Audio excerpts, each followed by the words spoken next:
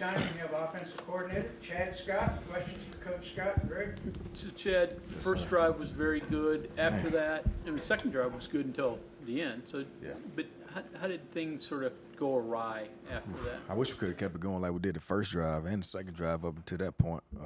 That was really the game plan to play like we did the first drive. You know, take what they gave us and count on CJ and Jaheen to break tackles and make some guys miss and take a shot when we're supposed to and score in the red zone. That was the game plan. And got out. Obviously we didn't make the play down there in the red zone. The second drive, which led into the missed field goal, and from that point, just kind of it didn't go the way we planned. The snap problems, you think? That was a huge problem. Hurt. That was a huge problem. Mm-hmm. That was a huge problem. Timing, just trust. Timing, trust, get behind the chains, confidence in play. That was huge. That was a tremendous factor. That was a big issue. I mean, I guess in practice, he's got somebody over top him because they play a lot of three-man fronts. So Absolutely. You can't just attribute to this Right. unique. And our look, right? team and our defense played three-man front, so we face it every day. And like I said, this game's 6, so we hadn't had that issue outside of the first game of the season. So that was a surprise to us, and that wasn't good at all. That was a tremendous factor. What are you guys going to do to kind of make sure that doesn't happen again? Well, we got to continue to do the same thing we did in practice because we go against defense in practice. We always do best on best, so we get that true game speed of what we're going to play on Saturdays. And got to see the consistency and him being able to snap the football. So that's not an issue. And obviously you got to have somebody ready behind him. I thought Landon Livingston came in late in the game, did a good job. So I think Neil said it was 11. When you watch the tape, were there any that had the timing been good? You had things blocked up and screwed up? absolutely, there's a couple runs too. There's a couple runs where if the snap's not an issue, we got a chance to hit a big one. Snap's good. You don't get behind the chains, And so, absolutely. What changed from those first 2 drives? Was it something that Iowa State adjusted to? Was it just mistakes? Like I said, I think they changed defensively. They start pressuring a lot more. They start pressuring a lot more, and like I said, we had with the snap issues, we got behind the chains quite a bit as well. And you get behind the chains quite a bit, it's just hard to have play calls for second and long and whatnot. So sometimes you kind of get off schedule and what you want to do and try to get back on schedule, and we didn't execute all the time, and so that kind of caused us to get off a little bit, and we didn't execute in certain pivotal times. Neil said, obviously, 3-man front again this week that you faced last week. It's schematically different. You anticipate any copycatting that they may do? Absolutely. In my eyes, I think that they're very similar defense. They're going to be a bend don't break. They're not going to do anything to hurt themselves, which is what we did as well, hurting ourselves. So it will be some copycat, a lot of similarities. No reason to go into the game playing with a lot, do what we do, and, practice, minimal things versus various looks. So we don't have breakdowns and communication issues, whatnot. And that was the issue as well, to your question. Have some lack of some breakdown in communication that caused some issues with some of the things that they changed, which I didn't think was a big deal, but obviously it was a big deal and it hurt us. I was going to say, Nick had mentioned that some of the twisting caught him off guard a little bit. ID. Right. Yeah, the ID, like I said, the communication, the twisting they did, a couple of little things that were a little different. And so that's why going into this week, minimal what we're going to do and call game plan wise, so we got an opportunity to work various looks. Nick had also mentioned that, when you look back and looked at the errors, they're tweaks, they're little things. They're not like these big, huge mistakes where right. we'll just have to live with it. These are very eminently fixable. Right. How heartening is that's the scenario, that these are okay, we can just go in, tweak this, and we should be okay, rather than the opposite where it's we're just gonna have to live with.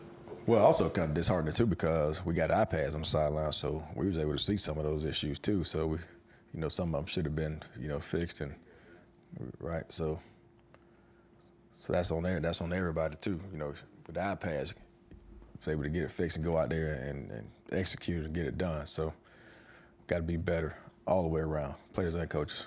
Is it good that you know, that these are fixable things. Yeah, absolutely, absolutely. They're fixed. But the thing about it, it's a self-awareness. Had the meeting today. You got to tell the guy, tell the truth Monday, and that's what we did today. And the guys got to see, and they saw it before coming in. So that's the biggest thing: be to recognize it, own it, and then correct the mistakes and learn from it and move forward and don't make them same mistake again. Because like I say, we'll see the same defense for the most part this week. Some problems with bringing the technology in on both sides, things not working right, the miscommunications, merging all of that. Yeah. Specifically on the iPads, are those working well? What are the benefits you think you're Sometimes, getting out of for the it? most part, early on, early on, like typically, like for the last couple of games, the first drive, maybe they don't get certain couple plays, or maybe the end zone's missing, so it's hard to see kind of what they're doing. That's what happened on the first drive. Honestly, the entire end zone was missing. So sometimes you get those issues. You have few possessions like you do this last game. More pressure on an offense to take advantage of every down you Absolutely. get. You got valuable possessions. And that's where the little things come in. We talk about it all the time. The little things make the big things happen. Just be patient. Just do your job. Win every play. And how you win every play, just simply do your job every play. When you're one-on-one, counter your teammate next to you, do the little thing to make the big things happen. Coaches do a great job making sure the right guys, I say the right guys, the most productive guys, the guys that's supposed to be on the field, are on the field. So guys don't feel like they got to go out there and make all the plays, But you got to value your possession. At the end of the play now, it's got to be a touchdown. When you study Kansas State, what's the best thing they do defensively? Be where they're supposed to be. And when I say be where they're supposed to be, they don't, do anything to hurt themselves. If they're responsible for it, they see a B gap, they're going to be in the be a C gap. And they're supposed to blitz, they're going to blitz. They're supposed to keep contained, they're going to keep contained. They're not going to get greedy and try to make that play that's not their play. So they're going to be where they're supposed to be. And so it's going to come down to a very similar thing I told the offense last week. It's going to be a matter of who's going to be the most disciplined to do the most fundamental things over and over and over again, play by play. And not get impatient, go rogue, and do your own thing, or try to create something that you did not do on Tuesday and Wednesday work day within a week. Traylon brought up. Challenge for college teams to do that over and over, not make a mistake, which they're playing for. It is, So because in a game everybody. like this, do it you is. kind of have to get one or two explosive plays? Well, that's when so you do the little things and put yourself in position to get to that one-on-one to create that explosive play. Like, for example, when Jaheim's one-on-one with their safeties, and, to get to that one-on-one situation, he has to do little things to do it, which he did the other day, and he won his one-on-ones. It's when, receivers do the little things to get off of press coverage, to get in space down the field where they one-on-one, and to create that explosive, they got to now be spectacular and make that one-on-one. But to even get to that point, they got to do the little things to put themselves in that position to get to that ideal one-on-one situation. You talk about doing the little things and doing your job and all that a lot. And Traylon actually talked earlier today on he believed that what broke down from the first drive being successful to the rest of them not as much is guys just not doing the little things, not doing their job. 100%. How frustrating is that for you? Oh, How do you man, fix that? Because we're mid-season now. Ain't no question. First of all, it's inexcusable. And that's why you see a guy like Traylon Davis. Now, no knock on Traylon Davis, but he got to be one of the slowest guys. But the last 2 weeks, he's got an explosive player. And how does he do that? He is doing the littlest thing right to get in the ideal situation that the little thing will put him in to do that. And so the guys with all this talent and all the speed got to continue to do little things as well. And if they can, we got to get them off the football field because it's hurting us. Garrett's rushing attempts, how many of them are just outright scrambles, and how many of them are called rushes? They pretty much all outright scrambles. For them to be honest with you, they pretty much all outright scrambles. Call more pure running plays for him, or do you think you're doing enough there? Nah, he's doing enough doing that. He's doing enough doing that. Plus, we don't want to get a hit all the time. He's doing enough scrambling, so we don't have to put in a lot of call runs for him. Plus, some of these call runs, we probably use Nico for some of these call runs, give some opportunities to get in the game as well. But he's doing a good job scrambling. Now I like for him to sit in the pocket sometimes and let it turn it loose. But he does a good job extending plays sometimes when things break down or they may be covered downfield. So Coach Brown talked about lot this week or this year about Green making the decisions on when to run and when to pass. How would you evaluate his decision making on when to run, when to pass? That in particular part of his game. Well, this season. I look at it like more of a situational deal. Obviously, it's a lot of times he extends plays and helps us out immensely and keeps us in a situation where it keeps us within the drive, keeps the drive alive, keeps us in a game. But it's certain situations. What are situations? You're in a red zone or you're in a score zone where you're 15-yard line, 25-yard in, or you're in a third and long or any third down situation where it's cloudy in the back end, where the windows are real tight and you're not necessarily sitting in the pocket. You're moving, you're on the run. Maybe you're going rolling to the left and you're right-handed quarterback and you one-on-one with a defender in space. But like I tell them guys, a defender in a shark out of water, which is in the ocean with a guy, rather than actually putting the ball at risk and throwing the ball in that tight window, off schedule. Go win that one-on-one with the shark out of water, And that's what happened the other day. We had a third and long situation where he's running to his left. It's all scheduled throw. He's throwing the ball against his body, his momentum, and he should take off and run. So it's a situational deal. It's got to be smarter in situational play.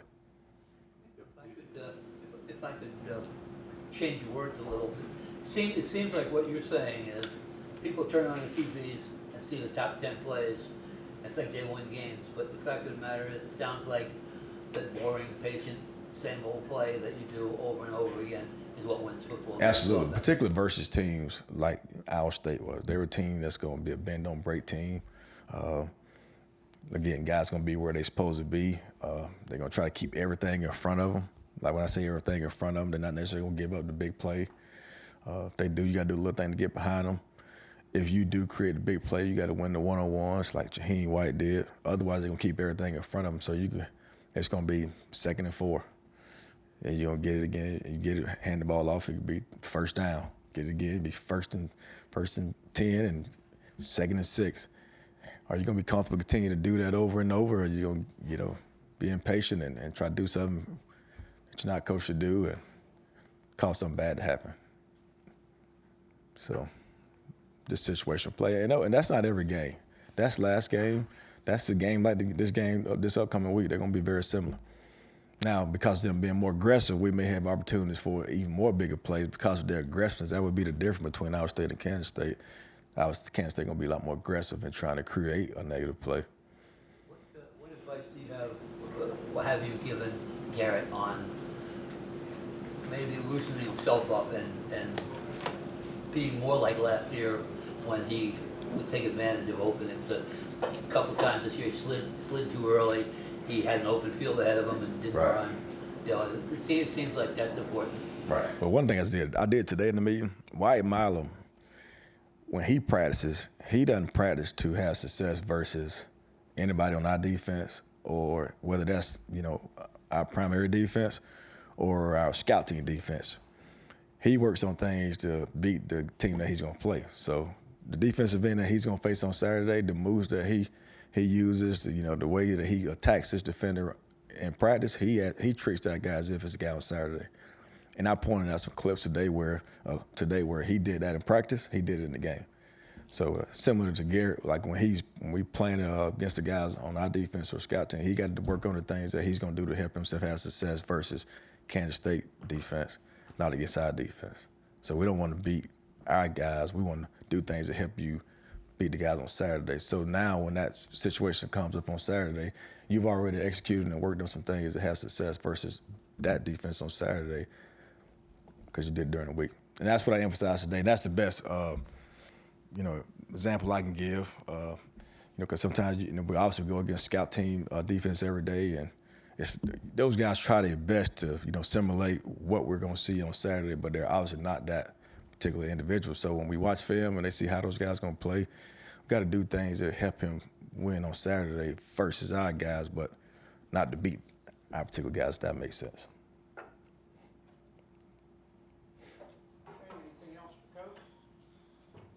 Thank you very much. I thank you all.